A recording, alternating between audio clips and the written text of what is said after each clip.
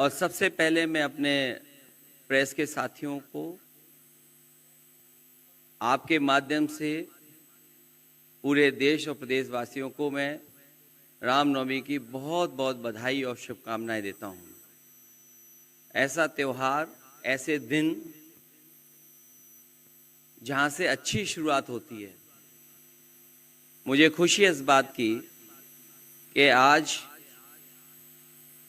Congress party के नेता राहुल गांधी जी और समाजवादी पार्टी की आज हम मिलकर के प्रेस कर रहे हैं। पहले चरण का चुनाव उत्तर प्रदेश का होने जा रहा है और जो पश्चिम से हवा चल रही है वो पूरे के पूरे उत्तर प्रदेश और देश के माहौल को बदलने जा रही है। आज गाजियाबाद में बैठे हैं। इस बार भारतीय जनता पार्टी को गाजियाबाद से लेकर के गाजीपुर तक इंडिया गठबंधन सफाया करने का काम करेगा। आज किसान दुखी है। तमाम जो वादे किए थे, भारतीय जनता पार्टी की हर बात झूठी निकली। उनके वादे झूठे। न किसान की आय दोगुनी हुई, न नौजवान को नौकरी रोजगार मिला, और जो सपने दिखाए थे विकास के वो भी अधूरे हैं। जो इनका नैतिकता का बुलबुला था वो भी टूट गया। इलेक्टोरल बॉन्ड ने इनका बैंड बजा दिया। भारतीय जनता पार्टी सभी भ्रष्टाचारियों का गोदाम बन गई। न केवल भ्रष्टाचारियों को ले रहे हैं, बल्कि भ्रष्टाचारियों ने जो कमाया है उसको भी अपने साथ रख रहे हैं। जहां उत्तर प्रदेश देश का सबसे बड़ा प्रदेश है, डबल इंजन की सरकार में जो दावा करते रहे डबल इंजन, उनकी होर्डिंग देखिए आप कि अब डबल वहां पर नहीं दिखाई देते हैं, अकेले दिखाई दे रहे हैं। इनके प्रत्याशी होर्डिंग से गायब हैं और चुनाव के बाद होर्डिंग पे जो अकेले हैं वो भी गायब हो जाएंगे और सफाया होने जा रहा है। इनका एक ही नारा है, झूठ बोलने का और लूटने का। लूट और झूठ भारतीय जनता पार्टी की पहचान बन गई है। पेपर लीक कितने हुए हैं? एक दो होते तो ठीक था, लेकिन 10 पेपर लीक हुए। और मैंने कई मौकों पर वो बात बताई कि अगर एक परिवार के हम केवल 3 सदस्यों को मान लें, जिस व्यक्ति ने परीक्षा लिखने की तैयारी की, जो परीक्षा नहीं दे पाया पेपर लीक के कारण, और उसके माँ बाप को अगर हम जोड़ लें तो ऐसे 60 लाख नौजवान हैं।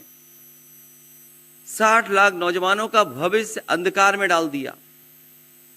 और अगर 60 लाख का गुणा करें हम 3 से, 1 करोड़ 80 लाख, और 1 करोड़ 80 लाख को अगर हम डिवाइड कर दें 80 लोकसभाओं से, तो भारतीय जनता पार्टी का 2,25,000 वोट हर लोकसभा में कम हुआ है।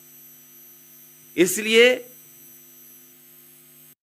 सरकार देश में दिखाई देगी। शुक्रिया अखिलेश जी। राहुल जी।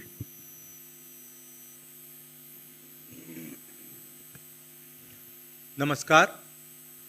रामनवमी की आप सबको, देश को बहुत बहुत शुभकामनाएं। ये चुनाव विचारधारा का चुनाव है। एक तरफ आरएसएस और बीजेपी जो संविधान है, लोकतांत्रिक सिस्टम है, उसको खत्म करने की कोशिश कर रही है, और दूसरी तरफ इंडिया गठबंधन कांग्रेस पार्टी संविधान को, लोकतंत्र को डिफेंड करने की कोशिश कर रही है, उसकी रक्षा कर रही है। चुनाव में 2-3 बड़े मुद्दे हैं।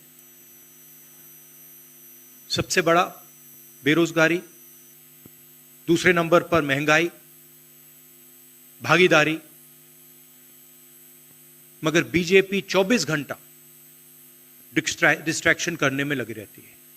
कभी प्रधानमंत्री समुद्र के नीचे चले जाते हैं, कभी आसमान में सी प्लेन पे चले जाते हैं, मगर जो मुद्दे हैं उनके बारे में ना प्रधानमंत्री ना बीजेपी बात करती है।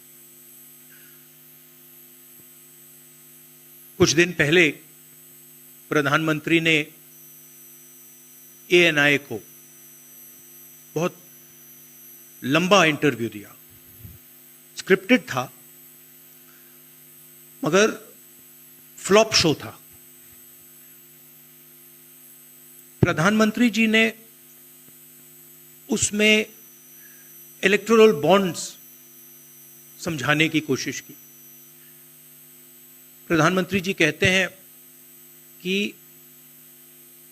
इलेक्टोरल बॉन्ड्स का सिस्टम ट्रांसपेरेंसी के लिए लाया गया, राजनीति को साफ करने के लिए लाया गया। अगर यह सच है तो उस सिस्टम को सुप्रीम कोर्ट ने रद्द क्यों किया? और दूसरी बात, अगर आप ट्रांसपेरेंसी लाना चाहते थे तो जिन लोगों ने आपको पैसा दिया, बीजेपी को पैसा दिया, हजारों करोड़ रुपए दिए, उनका नाम आपने क्यों छुपाया था? और जिन तारीखों पे उन्होंने आपको पैसा दिया उसको आपने क्यों छुपाया था? पता लगता है हजारों करोड़ रुपए का कॉन्ट्रैक्ट किसी कंपनी को मिलता है,